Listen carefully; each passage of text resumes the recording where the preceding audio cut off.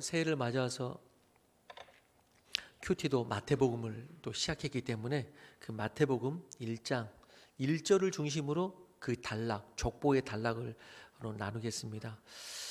우리나라가 신정도 있지만 구정새해도 있다는 것이 때로는 귀찮을 수도 있지만은 장점도 있다고 생각이 됩니다. 다시 한번 새해의 결단과 소망을 이제 꿈꿀 수가 있기 때문입니다.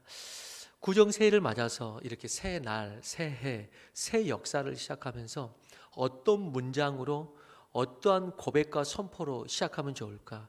새해의 첫 문장, 새해의 첫 문장이란 제목으로 말씀을 나눕니다. 우리가 작게는 하루를 시작하면서도 어떠한 말로 시작하는가가 중요합니다. 하루를 시작하면서 부정적인 말로 하루를 시작하면은 시작부터가 단추가 잘못 깨집니다. 지겨운, 일어나면서 일어나기 싫다, 지겨운 하루가 시작됐구나. 회사가 쉬운 것은 아니지만 그럼에도 불구하고 어떻게 하면 회사를 때려치울까, 이렇게 때로 심지어 주일 아침조차도 예배에 대한 기도와 감사보다도 헛된 말을 하다가 주일날 예배해가지고 예배합니다. 그럼 이게 잘 되지 않는다는 것이죠. 그래서 그 하루를 복된 하루로 우리가 소망하기가 힘들다는 것이죠. 그런데 오늘 이 예배 자리에 나오고 또 주일날 일어나면서 기도가 됐든 주일날 일어나면서 내 입술에서 나오는 첫 마디가 됐든 감사로 고백하고, 주님 오늘 또 은혜 주셔서 이렇게 예배 드릴 수 있도록 해주시고, 또 감사와 영광은 주님 홀로 받으시고 부족한 자에게 은혜를 주옵소서 라는 마음으로 와서 첫 기도가 다 그런 기도가 있고, 그러면 먼저 이 기도부터가 열려 있잖아요. 기도부터가 감사가 있고 하나님을 향하여 열려 있잖아요. 그러면 얼마나 좋아요. 하루를 시작하면서도 일어나자마자 우리 가운데 습관처럼 이런 말이 고백된다면은 다른 어떤 말보다도 주님 감사합니다 하고, 하루에 일어날 때마다, 하루를 시작할 때마다 이 하루가 복된 하루가 되게 하여 주옵소서. 이렇게 시작할 수 있다면은 얼마나 좋겠어요. 러시아의 문호 톨스토이는 매일 쓰는 일기의 첫 마디에다가 이렇게 적었다고 합니다. 오늘도 나는 살아있다. 그게 매일의 일기장마다 그게 첫 마디로 썼다고 그래요. 오늘도 나는 살아있다. 그러니까 그가 쓰는 글이 살아있는 글을 쓸 수밖에 없죠. 오늘도 나는 살아있다. 물론 한마디로는 한마디의 말로 다 될 수는 없지만, 그래도 첫 단추를 잘 꿰 때에, 첫 문을 잘 열 때에 펼쳐지는 하루가 복된 것이죠. 왜 그런가? 주님께서는 우리가 입술로 고백하고 선포하는 모든 것을 듣고 계신다고 말했고, 그리고 네 입술에서 말하는 것이 내게 들린 대로 내가 그것을 행하겠다고 말씀하십니다. 여러분, 그런 의미에서 기도는 그냥 어디 한 자리에서 교회에서 무릎 꿇고 눈 감고 하는 것만이 기도가 아니고, 주님께서는 그러면 난 네가 기도할 때만 너의 말을 받고 그 외에는 내가 안 받을까, 이게 아니거든요. 일상 가운데서도 내 입술에서 고백하는 그 모든 것들을 다 알고 듣고 계시거든요. 그런 의미에서는 기도는 내 모든 일상의 언어라고 할 수가 있어요. 그래서 기도는 일상의 언어가 돼야 된다. 그런 의미에서는 항상 기도하라, 이 말이 맞죠. 또 사실 어떤 의미에서는 항상 기도하지 않았지만 사실 항상 기도한 거랑 마찬가지죠. 왜? 매일처럼 고백하는 것이 내 믿음이고 내 삶이고 내 가치관이고 내 마음이기 때문에. 그렇기 때문에 때로는 그럴 때가 있어요. 때로는 이렇게 어떤 그 말하는 것을 들을 때, 예를 들어서 뭐 부정적이고 비판적이거나 뭐 어떤 것을 들을 때, 또 신앙적이지 못한 말을 할 때, 때로는 그런 생각이 들 때가 있어요. 하나님이 지금 내 입에서 떨어지는 한마디 한마디, 내 삶 가운데서 나오는 한마디 한마디도 다 듣고 계신다는 것을 잊어버렸나? 네, 저도 그럴 때가 있고, 잊어버렸나? 기도의 자리뿐만 아니라 일상에서의 그 모든 음성을 다 듣고 있다고 성경은 이야기하고, 그리고 하나님은 내 귀에 들린 대로 내가 그대로 할 것이다 라고 하기 때문에. 그렇기 때문에 여러분, 믿음은 기도의 자리뿐만 아니라 또 기도의 자리가 필요한 이유도, 기도의 자리에서 내 언어가 다시 정리가 되고, 기도의 자리에서 내 믿음이 다시 정리가 되고, 그럼 일상에서도 이 언어가 믿음으로 나오게 되는 것이죠. 그렇기 때문에 우리 말하는 것이 얼마나 중요한지 몰라요. 그런 의미에서 무엇보다도 그 말의 시작이 중요해요. 어떻게 말의 테이프를 끊느냐, 너무 중요하죠. 그 첫 문장이 다음 문장을 연결해 가기 때문입니다. 마치 책의 첫 페이지처럼. 그래서 책을 쓸 때 작가들은 그 책을 시작하는 첫 문장에 그 책의 주제를 담고 암시를 하고 독자들의 눈을 끌기 위해서 신경을 많이 씁니다. 아주 중요하게 생각합니다. 그래서 이런 말이 있다고 해요. 작가는 첫 문장을 쓰기 위해 밤을 지새우고 독자는 첫 문장을 읽는 순간 밤잠을 설친다. 첫 문장을 읽는 순간. 해밍웨이의 노인과 바다 유명하죠. 해밍웨이의 노인과 바다의 첫 문장을 해밍웨이는 무려 200번을 고쳐서 썼다고 합니다. 200번을. 첫 문장은 그 이후의 모든 이야기를 끌고 가는 기관차이기 때문에 그렇죠. 첫 문장이 이렇게 되죠. 그는 멕시코 만류에서 조그만 돛담배로 혼자 고기잡이를 하는 노인이었다. 80날 하고도 나흘이 지나도록 고기 한 마리 낚지 못했다.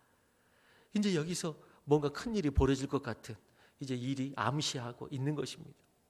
소설가 김훈의 이순신 장군을 그린 칼의 노래라는 책이 있습니다. 칼의 노래.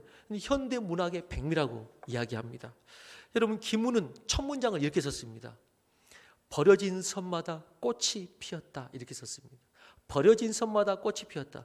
김훈 작가는 여기에서 꽃은 피었다와 꽃이 피었다라는 표현 중에서 어떻게 선택할까? 몸부림한 끝에 선택한 것이 꽃은 피었다가 아니고 꽃이 피었다였다고 이야기합니다. 꽃은 피었다와 꽃이 피었다, 그 미묘한 차이가 뭐길래 EBS 초대석에서 출연한 김훈 작가가 대답 내용에 이게 나옵니다. 꽃은 피었다와 꽃이 피었다가 그렇게 다릅니까?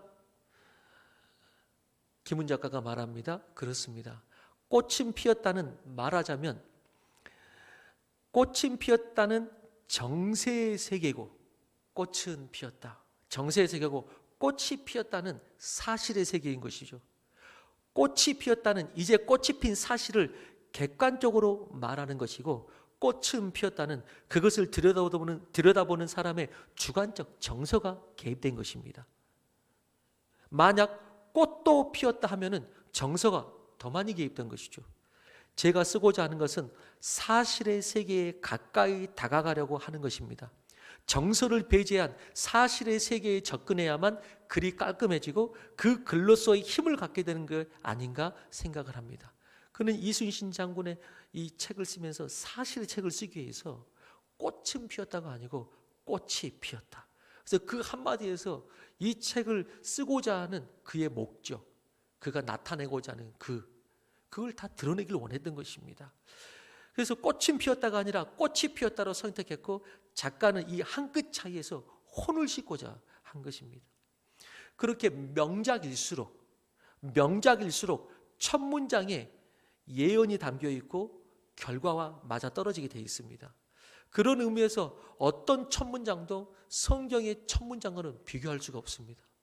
창세기 1장 1절, 태초에 하나님이 천지를 창조하시느니라. 여러분, 이 첫 문장, 성경을 시작하는 이 첫 문장, 하나님이 천하 만물을 창조하셨다, 이 첫 말씀 이후 인류와 모든 만물의 역사가 시작된 것이고, 이 땅의 역사가 누구에 의해서 쓰여질 것인지 보여주고, 그 다음에 시작을 하나님께서 하셨기 때문에 이 끝을 아시는, 역사의 끝까지 누가 인도해 갈 것이냐, 거기에 다 들어있는 것입니다. 이 첫 문장에. 그리고 오늘 우리는 신앙의 첫 문장, 신앙의 첫 문장을 보십시오. 그리고 첫 문장과 함께 첫 단락이죠. 이 첫 단락을 보십시오. 이 첫 단락에서도 가장 중요한 첫 문장, 아브라함과 다윗의 자손 예수 그리스도의 계보라 하며 족보가 이제 나옵니다. 언뜻 보면 이런 족보는 어떤 책을 쓸 때에 첫 문장으로 매력이 없게 보일 수도 있습니다. 꼬리에 꼬리를 무는 이 어색한 이름들에 독자들이 흥미를 느끼기가 어렵습니다. 항상 뭐 이런 것들이 나오면 성도들도 그 성경책을 읽기가 어렵잖아요. 신약을 시작하면서, 마태복음을 시작하면서 이 경직된 계보는 그다지 효과적이지 않아 보일 수가 있습니다. 마태도 저는 모르지 않았을 것이라고 생각합니다. 마태도 책을 이렇게 시작하는 것은 그렇게 사람들의 시선을 끌기가 어렵다는 것을 알았을 것입니다. 그러나 마태는 이 계보를 복음서의 첫머리로 꼭 필요했고, 복음서의 대서사시를 써내려가면서 천금 같은 선포를 여기다 담으려고 한 것입니다. 특별히 마태복음은 유대인들을 대상으로 쓰여진 책입니다. 유대인들을 대상으로.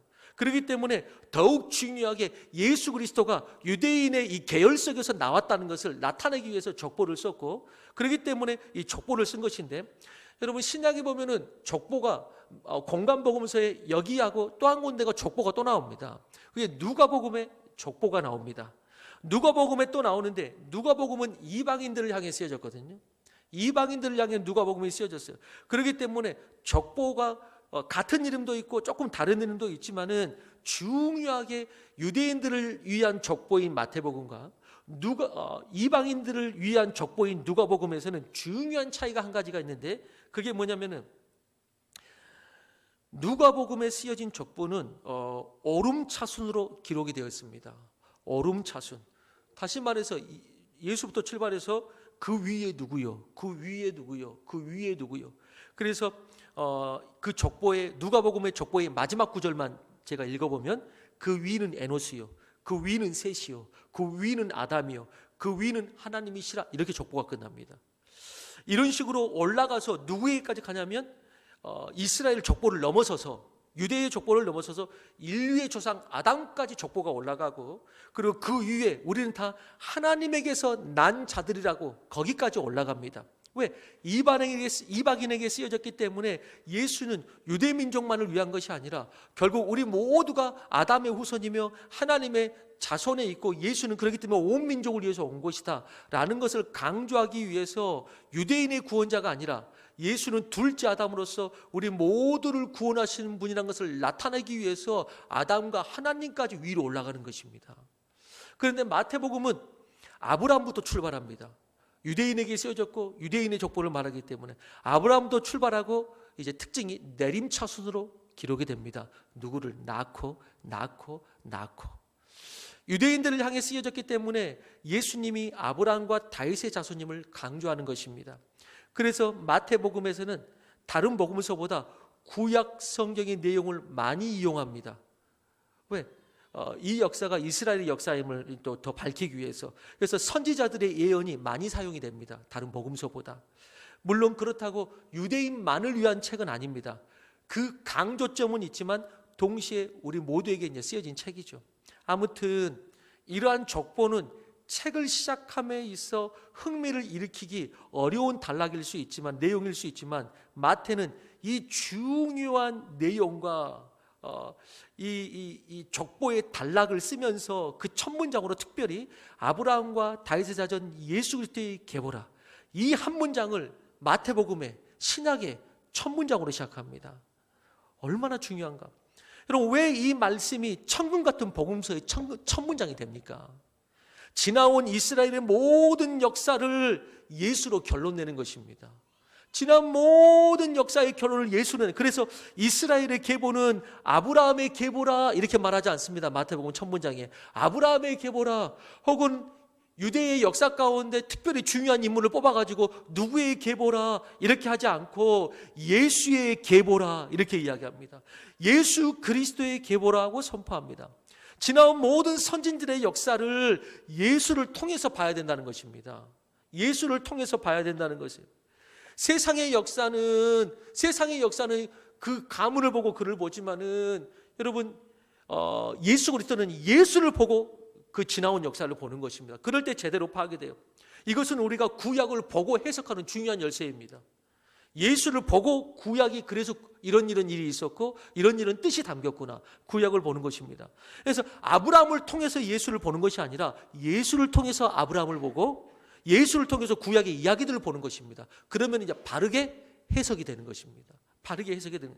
그래서 1절의 순서가, 오늘 개역 개정에는 순서가 아브라함, 다윗, 예수, 이렇게 개역 개정이 어순이지만은 원문에는 예수, 다윗, 아브라함, 이렇게 원문에는 요 순서로 나옵니다. 예수, 다윗, 아브라함. 1절을 원문의 어순으로 조금 더 그래서 정확하게 번역하면 예수 그리스도의 계보라, 그는 다윗과 아브라함의 자손이다, 이렇게 나오는 것입니다. 예수 그리스도의 계보라, 그는 다윗과 아브라함의 자손이다. 그리고 족보의 마지막 17절에 다시 새 인물이 다시 등장합니다. 아브라함, 다윗, 예수가 다시 등장합니다. 물론 문장 가운데 중간중간에 등장은 하지만은 이 세 인물이 다시 등장합니다. 그러면서 아브라함, 다윗, 예수 이름 순으로 나오는데 이를 수미상관의 구조라고 얘기합니다. 수미상관, 수미, 처음과 끝이 같다 이 말입니다. 수미상관의 구조, 처음과 끝을 같은 문장으로 배치하면서 그 내용이 말하고자 하는 것을 더욱 강조하는 형태입니다. 1절에서 예수를 시작하여 다윗과 아브라함이 연결되고 마지막 문장에서 다시 요 세 사람을 다시 넣으면 다시 등장시키면서 아브라함, 다윗, 예수로 끝납니다. 그러면서 이 족보가 처음과 끝의 인물이 누구냐면은 예수로 시작해서 예수로 끝이 납니다. 기록이 예수로 시작해서 예수로 끝나면서 이스라엘의 이 모든 역사, 이스라엘의 이 모든 계보의 궁극적 목적을 강조합니다. 이스라엘의 모든 역사가 흘러온 이유가 뭐냐? 어디에 정점을 찍기 위해서? 예수 그리스도의 정점을 찍기 위해서.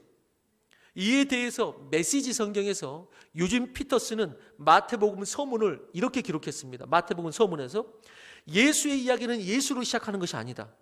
하나님은 이미 오래전부터 일해 오셨다. 그것이 역사다.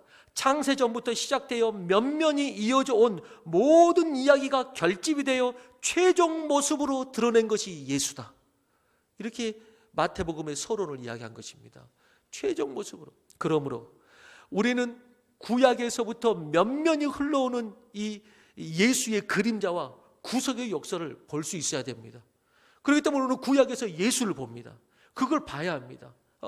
또 예수로 구약을 보고 역사를 볼 때 그때 해석이 됩니다. 그렇지 않으면 해석이 안 됩니다. 왜 이런 이스라엘의 굴곡 많은 역사가 쓰여졌고, 구약을 보면서 왜 이런 이스라엘의 굴곡 많은 역사가 쓰여졌고 수많은 선지자들이 필요했고 이런 역사가 갖는 의미가 무엇인가? 무엇을 위해서 이스라엘의 역사가 이토록 달려왔단 말인가? 오늘 마태복음의 첫 문장은 예수 때문이다 결론을 맺는 것입니다. 예수로 결론을 맺죠.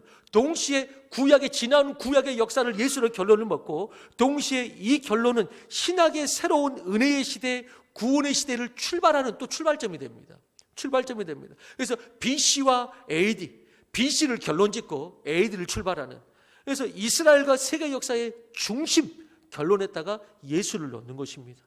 그래서 오늘 이 신약을 출발하면서 예수 그리스도의 계보라 이렇게 결론을 맺고 시작하는 것은 이 엄청난 문장입니다. 모든 성경을 딱 집약하는, 온 세계의 역사를 하나로 딱 집약하는 엄청난 문장이에요. 그러므로 이제 우리 각자의 삶에 적용해 봅시다.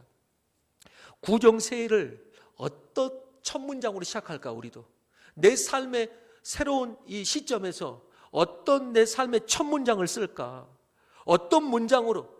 마태복음의 첫 문장은 어떻게 시작하라고 하는가? 이 마태복음의 첫 문장 같은 첫 문장이 올해를 시작하면서 우리에게도 첫 문장이 되어야 된다. 그렇다면은 오늘 우리 삶의 이 마태복음의 첫 문장과 그 첫 단락을 보면서 우리 삶이 어떻게 우리도 첫 문장으로 시작해야 되는가? 우리 1번 대지 같이 읽어보겠습니다. 시작. 예수의 세계 안에 있는 인생. 우리는 이 2024년 새해를 예수의 세계 안에 있는 인생으로 시작해야 된다. 출발해야 된다. 예수의 세계 안에 있는 인생. 지금까지 제가 쭉 전반부 이야기했습니다마는 우리는 각자가 걸어온 삶의 이야기가 있고 살다 보면 인생의 굴곡들이 있습니다.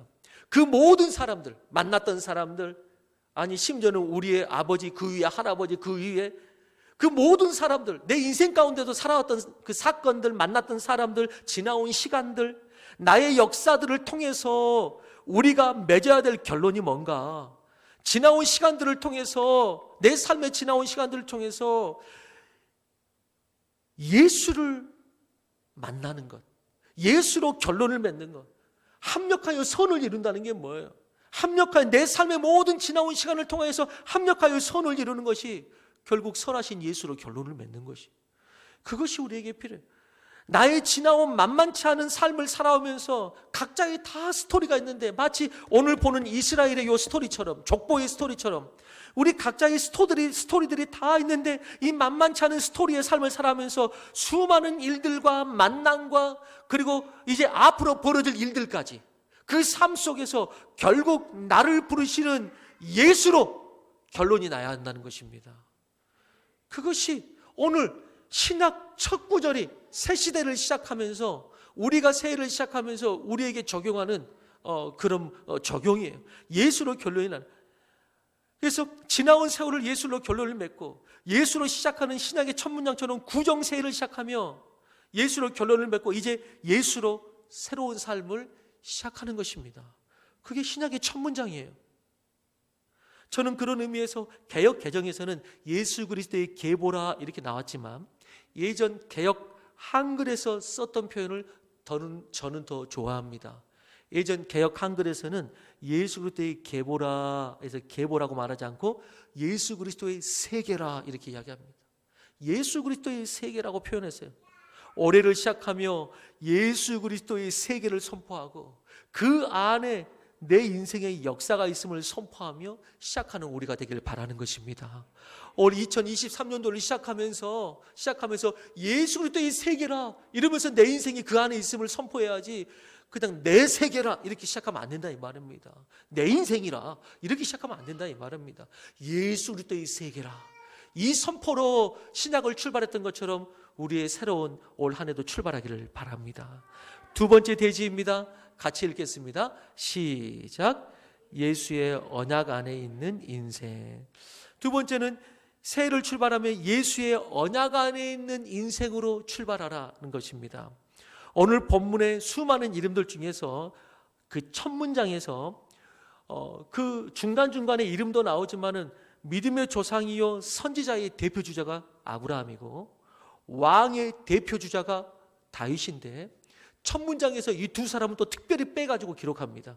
그럼 마지막 문장에서도 이 두 사람은 특별히 빼가지고 다시 한번 기록합니다. 그래서 이 세 사람을 묶어가지고 첫 문장과 마지막 문장에 기록하고 있음을 보게 됩니다. 왜 이 둘의 이름을 첫 문장과 끝 문장에 결론처럼 예수님과 함께 빼내가지고 썼을까? 선지자의 대표요 왕의 대표인 믿음의 사람들이었다. 그리고 또 하나가 특별히 이 둘을 통해서 왜 그러냐면 이 둘을 통해서 하나님께서 언약을 세우셨기 때문에 이 둘을 특별히 빼낸 것입니다. 왜 예수님은 구약에서 구약의 언약을 이제 이루신 분이잖아요. 나타나신 분이잖아요. 그렇기 때문에 이 언약을 받았던 대표 주자 두 사람을 예수님과 함께 세운 것입니다. 그래서 그 언약이 이루어진 것이죠. 그래서 아브라함과 다윗은 언약의 대표 주자예요. 언약을 받은 사람들이에요. 특별히 어떤 선지자보다도 언약을 직접 계시받은 사람들이에요. 직접 계시받은 사람. 자, 하나님이 아브라함에게 주신 언약이 뭡니까? 창세기 23장에 보면은 너의 씨를 통해서 말하자. 너의 씨를 통해서 바다의 모래같이 하늘의 별과 같이 그렇게 하나님의 백성들이 일어날 것이다 이렇게 말했단 말이죠. 우리가 여기서 착각하면 안 되는 것이 너의 씨를 통해서 이렇게 너희 그 자손들이 많아질 것이다 이렇게 말하니까 그 인간적인 자손들 그 씨들이 정말 많이 낳나 보다 이게 아니고 여러분 이때 네 씨가 번성한다고 할 때 이 씨가 복수로 쓰이지 않고 단수로 쓰입니다. 씨들이 아니고 네 씨가 그냥 인간적인 씨들 후손들이 많아질 것이라는 예언이 아니라 이 씨는 단수로 쓰였고 바울은 그것을 이렇게 설명합니다. 같이 갈라디아서 3장 16절 같이 읽어보겠습니다. 3장 16절 시작. 이 약속들은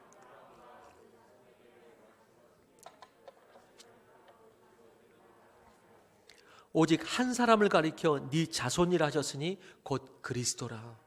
그래서 이 씨가 단수인데 무엇을 말하냐? 예수 그리스도. 너를 통해서 씨가 날 것이다.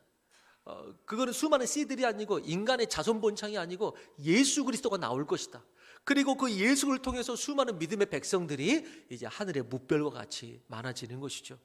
그래서 다윗도 마찬가지입니다. 한 씨를 세워 다윗의 왕위를 영원히 경고하게 하실 것이다.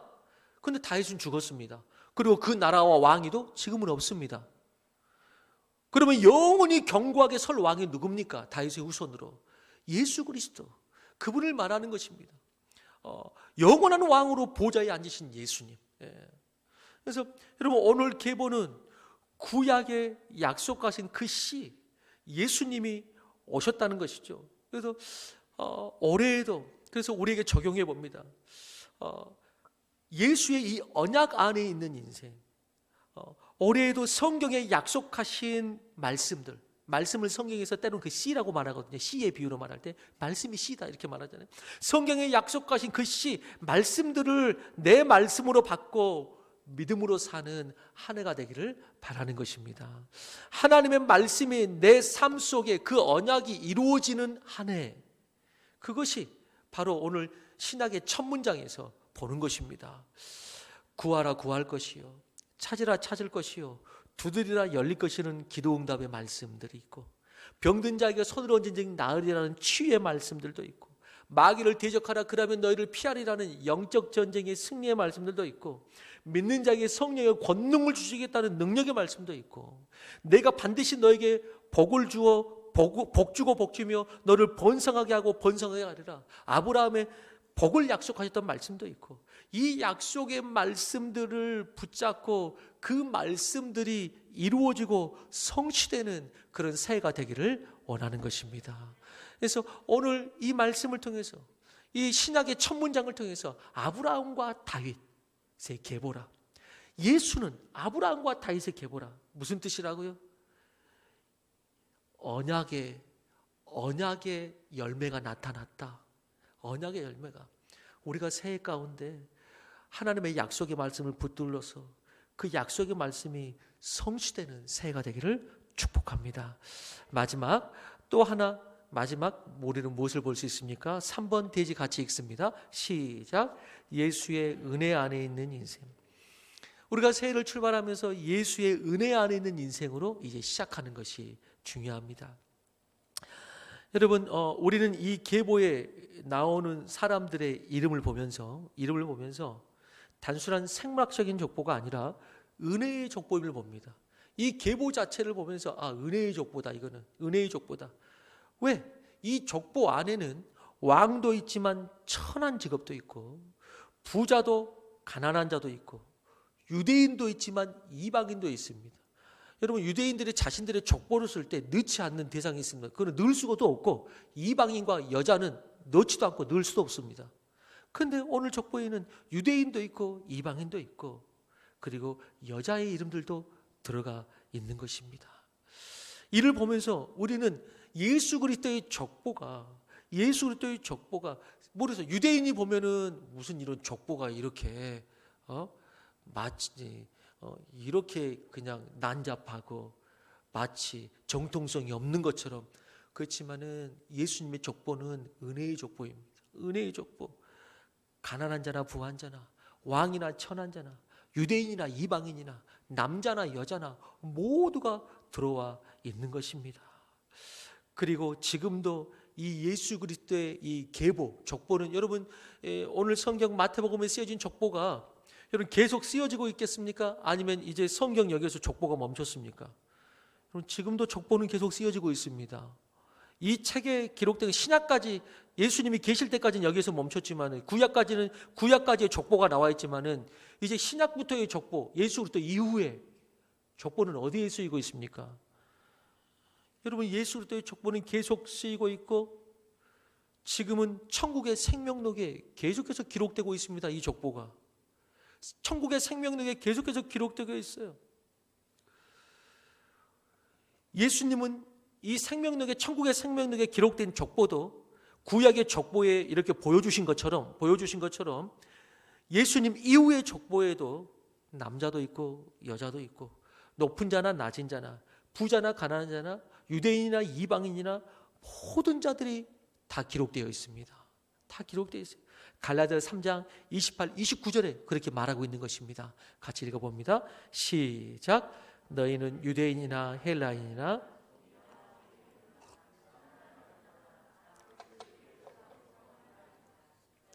그리스도의 것이면 곧 아브라함의 자손이요 약속대로 유업을 이룰 자니라.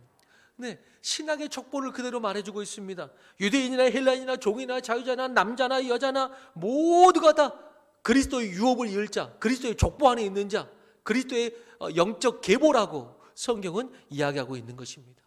여러분, 그렇기 때문에 여러분 상상을 해보세요.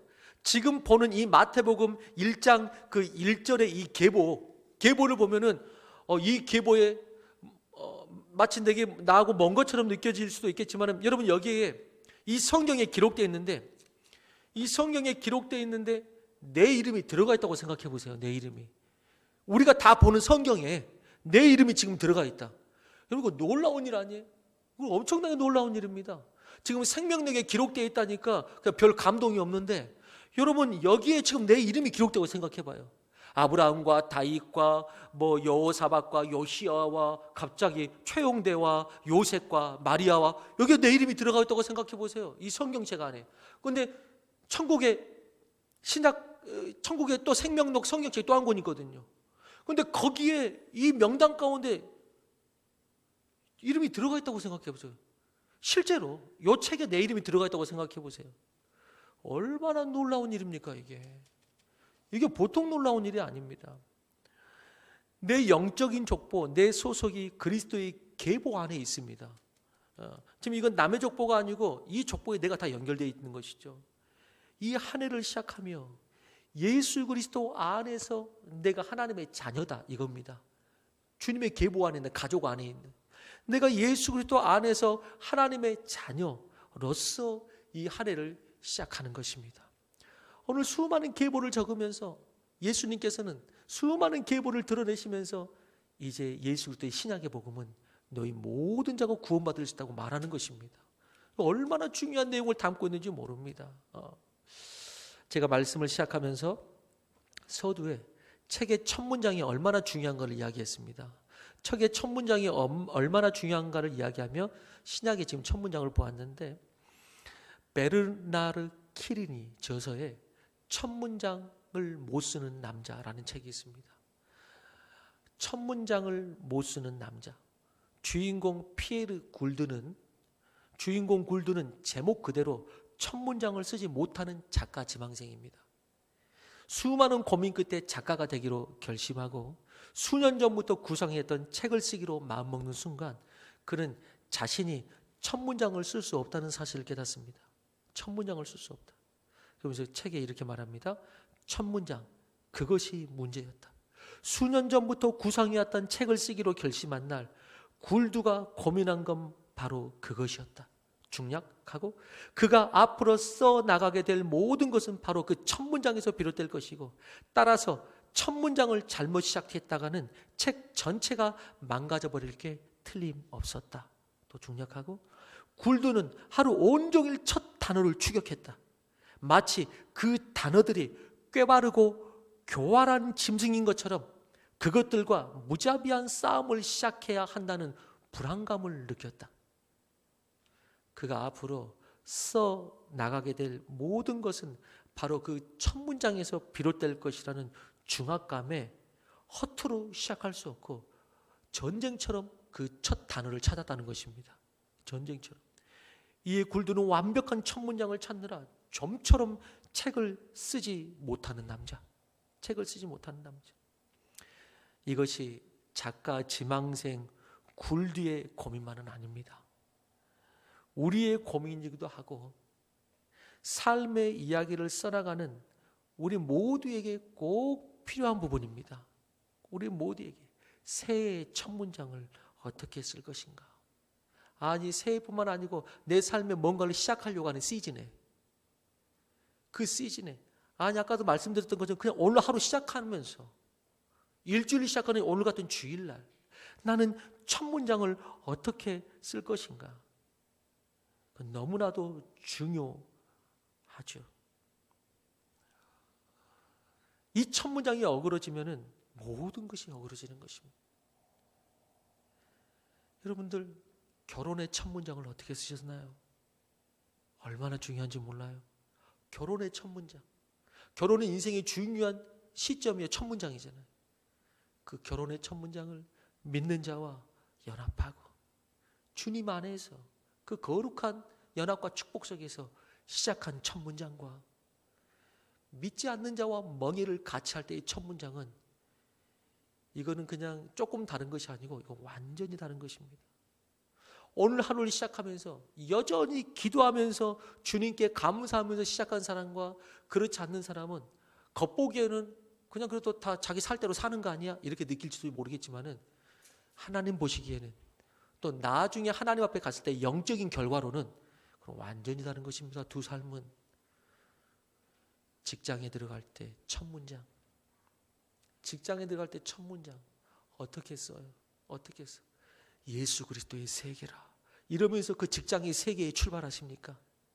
아니면은 좋은 직장이라 드디어 내가 원하는 데 왔다 이렇게 출발하십니까? 이건 완전히 다른 것입니다. 새로운 직장, 새로운 일, 새로운 가정을 꾸리면서 새로운 학교를 가면서 새 학년에 올라가면서 부모가 애를 낳고 드디어 부모의 첫 발걸음 떼면서 어떻게 첫 문장 시작합니까? 이 아이는 내 것이라? 아니죠. 예수 그리스도의 세계라. 그러면서 첫 문장을 시작해야죠. 첫 문장. 오늘 마태복음의 첫 문장이 신약을 열었고 새로운 은혜의 역사, 구원의 역사, 축복의 역사의 문을 열었던 것처럼 예수 그리스도의 계보라, 예수 그리스도의 세계라를 믿음으로 선포하면서 첫 번째 예수 그리스도의 예수님의 세계 안에서, 두 번째가 예수님의 언약, 약속 안에서, 세 번째가 예수님의 은혜 안에서. 그것이 오늘 이 족보가 보여주는 중요한 핵심이에요. 그게 신약의 출발이에요. 저는 이 출발이 우리의 삶의 시작 시즌마다 그리고 오늘 같은 날 이런 믿음으로 한 해를 출발하여 하나님께서 기뻐하시고 복을 얻는 우리 모두가 되기를 주의 이름으로 축원합니다.